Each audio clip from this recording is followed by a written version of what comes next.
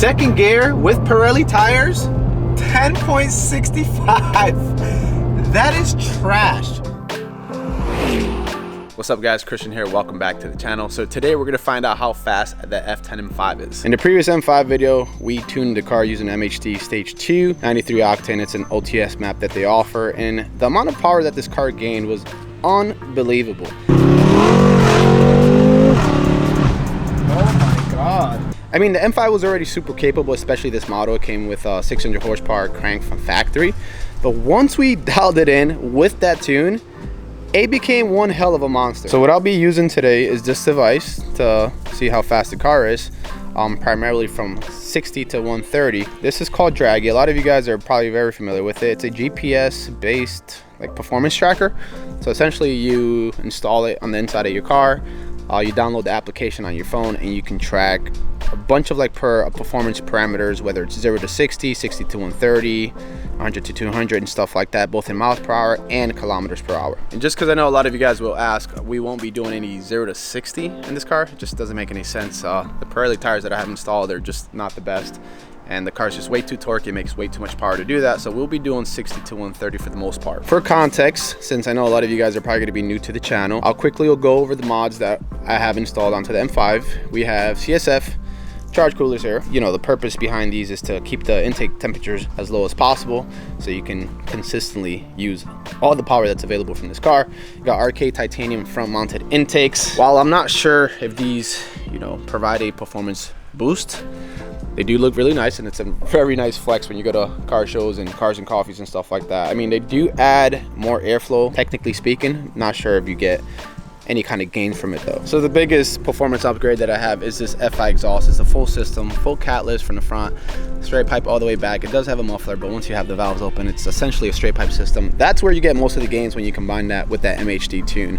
So I'm very excited to see what kind of performance we get out of this car today. And of course, like always, I'll have links to all the mods that I have on the car down in the description below, along with the Dragy device, which we now sell on the website vehiclehours.com. Everything's going to be linked down in the description below. So we're about to do some ghetto fabulous stuff here. Typically when you buy the Dragy from us, it'll come with a magnetic plate that you can put anywhere on the car, and then the back of this is magnetic, so it'll sit there. But I'm using it on the E90 at the moment, so I'm just gonna improvise. Since I got beautiful leather dash, we're not gonna put it there and put it somewhere like right here. And of course we're going to use Dragy. This is the application that you download. So you'll come across the screen right here.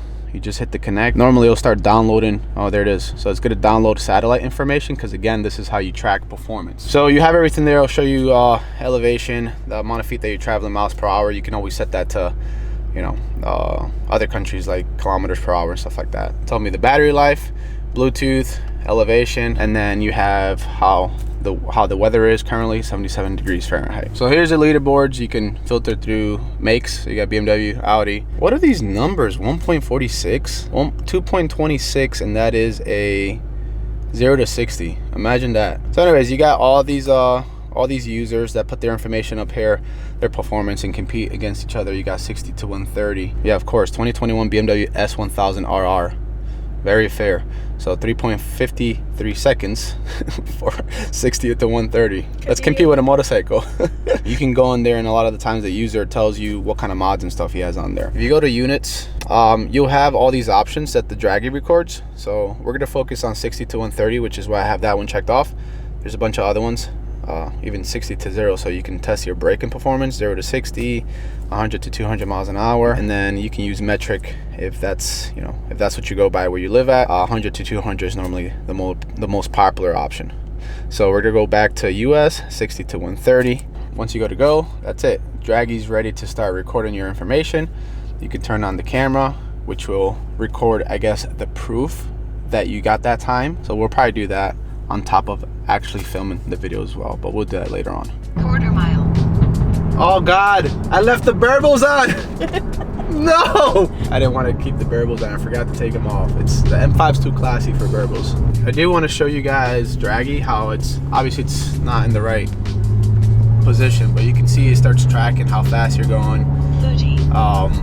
And it's speaking to me too. It's telling me exactly like how many feet have I covered and stuff like that. So it all gets tracked through satellite, which is really cool. So let's say you're rocking like an aftermarket aggressive wheel setup where the speedometer is not really calibrated 100%. This one's always going to be accurate because of the GPS.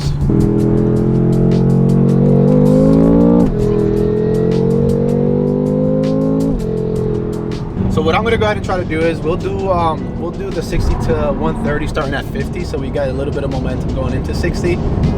Listen, some people start at 40, even 30, right at 60. I don't know if there's a right or wrong way to do it. I feel like a lot of these people are starting at a much slower rate anyways to get all this momentum.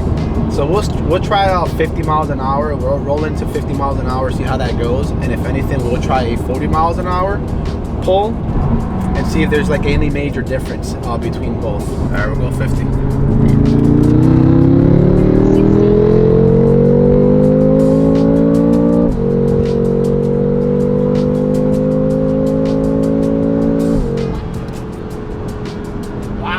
We actually made it up to 140 that time around. All right, so for that run, 60 to 130, we got 8.76. I'm not sure if that's fast for an F10 M5 with stage 2 or not, to be honest. I will say from my experience, I didn't roll into 50. I was right at 50, floored it third gear. I didn't do a second gear one. So trial and error. I do have a passenger in the seat as well. I have half a tank just for reference. We'll give it a shot again, but we'll do 40 miles an hour this time and see if that makes a difference, so we can have all the momentum going in there. And since it is a DCT, I shouldn't lose too much time on shifts. We'll do our 40 roll, second gear, and see if that makes any much of a difference. A76, I guess, is decent. You guys would have to let me know if that's fast or not, if that's slow. But I don't really have experience doing 60 to 130s on these cars.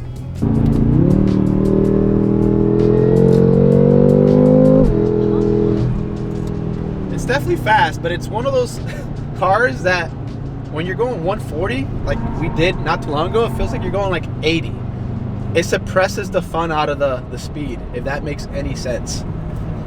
It's like the slowest 140 I've ever been. The slowest 140 miles an hour I've ever experienced, honestly. Fourth gear. 60.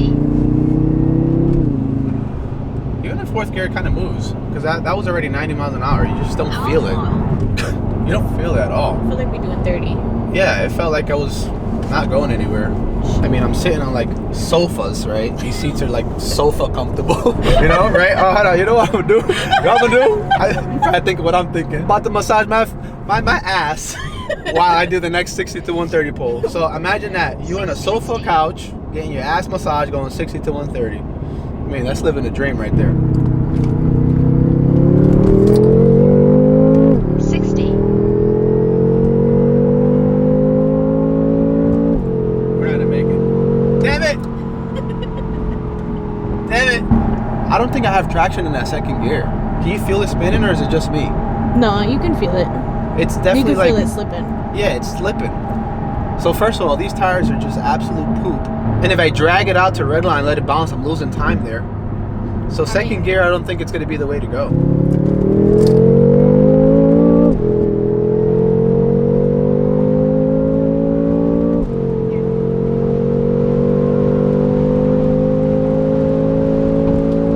Second gear with Pirelli tires, 10.65. That is trash. So one, don't start on second gear. And if you're gonna start on second gear, you might wanna have better tires. I'm just spinning. I don't have any traction on second gear. It's literally, I'm wringing it out until I get traction, then I shift. Since we've done multiple pulls, I decided to pull up MHD and look at the parameters. Here's what the IATs look like right now, 104 degrees. So they're not terrible. Good thing I do have those CSF charge coolers, because that really helps a lot. I'm sure with the stock charge cooler, since they're not that efficient, or as efficient, I would put it, you know, it would probably be a lot higher. But since we have those upgraded ones that have a bigger core inside, then we're able to sustain a pretty good intake temperature. We must have done like 15 runs. Second gear pulls didn't make sense because I couldn't hook no matter how warm the tires were. Third gear runs yielded the best times, but I couldn't get the results I originally thought I would get. I mean, I get that the M5 is a heavy car and the temperature and altitude density wasn't the best, but something was not right.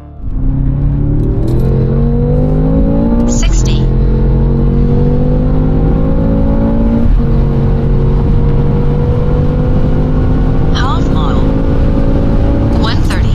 fastest time I could get on a third gear pull was 8.45 seconds, and the fastest I could get on a second gear pull with wheel spin was 9.54 seconds.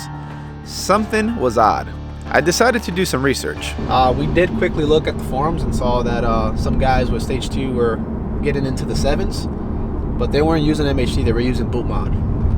I know MHD, the tune for the F10 M5, it's in beta right now, so I don't think it's 100% finalized. The tune that they offer is for the F90, and obviously I used it. Could be a lot of factors, I'm not entirely sure. But if you guys did a 60 to 130 with your F10 M5 with MHD stage 2, let me know what the numbers were in the comments. I don't know. I decided to run some logs and see how the car was running.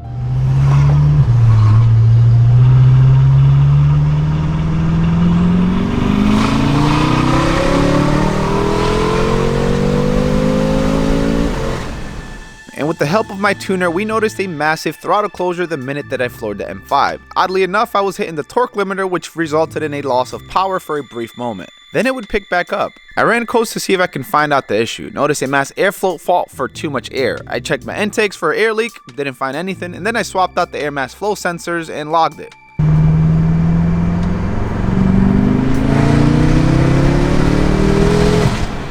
The issue still existed. The weirdest part is that if you listen closely, you can hear the inconsistency in throttle and boost during wide open throttle.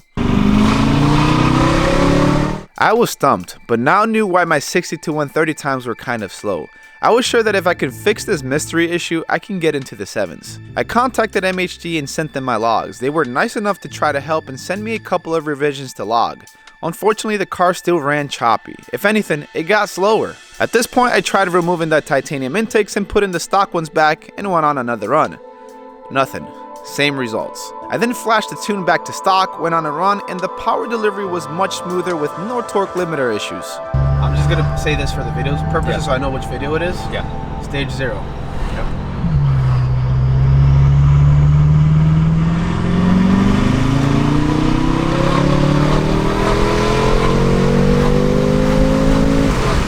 I was onto something.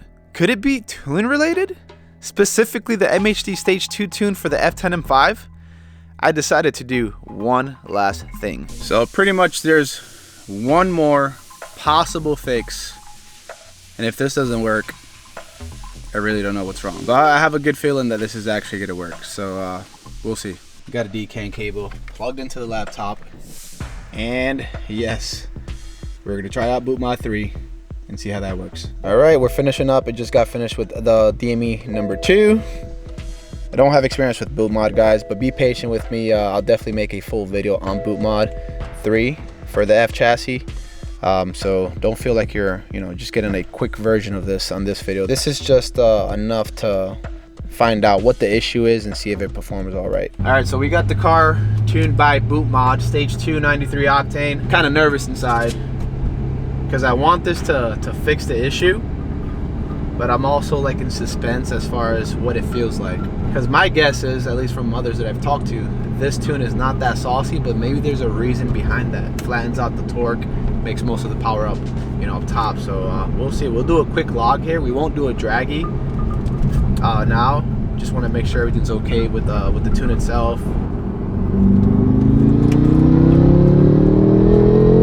The crazy thing is you can feel the torque pull. Yeah, and not only that, I didn't feel that dip right at the beginning. So strangely enough, I did not feel the pull. It's not as torque heavy down low. You can feel it when it picks up, but it's like a gradual increase. This one, it was more of a consistent gradual up, and then it stayed there. That was 2,500 to about 5,500, so not throughout the entire RPM range. But we'll look at the log and see if that's been the issue the whole time, the tune itself. By the way, I still use the MHD to log because I just heard that logging is just better with MHD as far as like the flexibility and options and stuff like that. You can also log with boot mod, obviously with a laptop, but I was told to just keep logging with this one since it's just easier to manage. Now the last thing to do was to drag the car and let the results speak for itself. 60,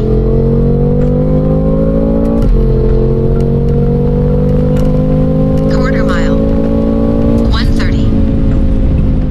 And just like that, I got into the 7s. And even with a second gear pull with lots of wheel spins, I got into the low 8s. It was the tune.